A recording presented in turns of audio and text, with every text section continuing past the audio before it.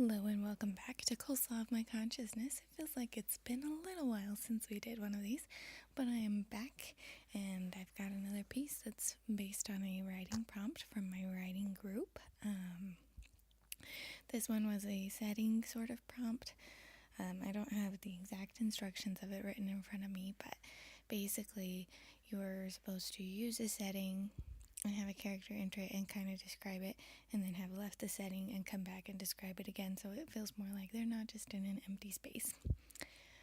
I'm not really sure how well I accomplished that, but I've got a piece that I wanted to share as that anyways, so we'll see how it goes. Alright, so let's just jump right into this.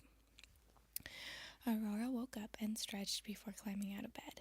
She carefully navigated a few piles of clothes she'd left out on the floor and made her way over to her short dresser, where her small collection of fish swam eagerly in their bowl. Aurora bent in front of them to watch more closely as they flicked their tails about, exploring their bowl. Looking away, she located their flake food resting in a small cylindrical container seated next to the bowl on her dresser. She flipped off the lid and gathered a small pinch between her fingers before gently scattering it over the surface of the water. The fish went into a small frenzy, darting up and down, snatching bits of food. Aurora turned from the fish and went to her closet. She didn't have much time to dally and relax this morning.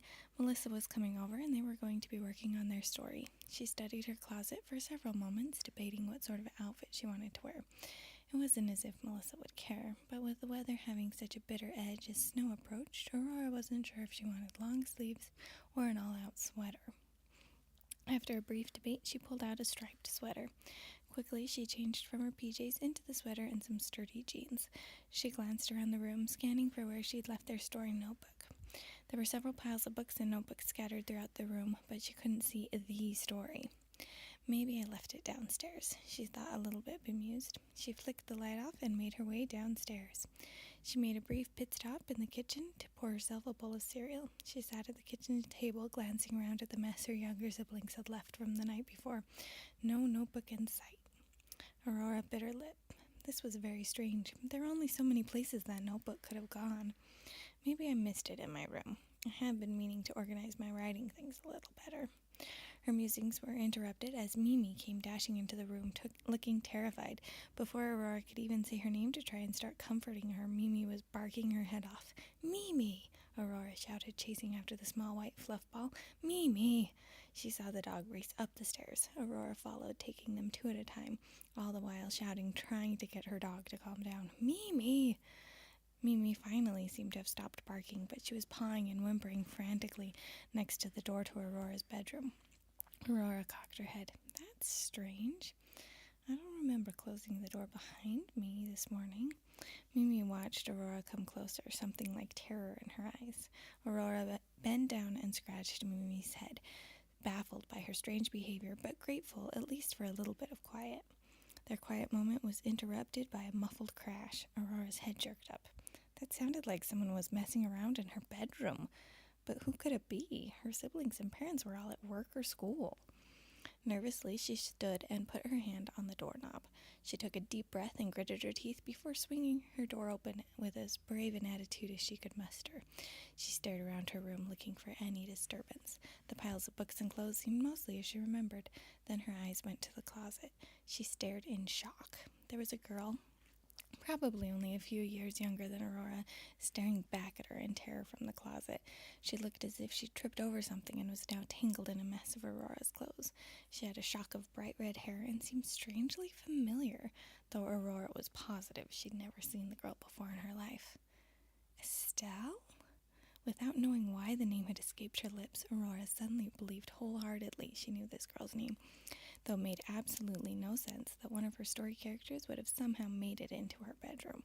The girl nodded, though she looked terrified and as if she regretted acknowledging her name. "How are you here?"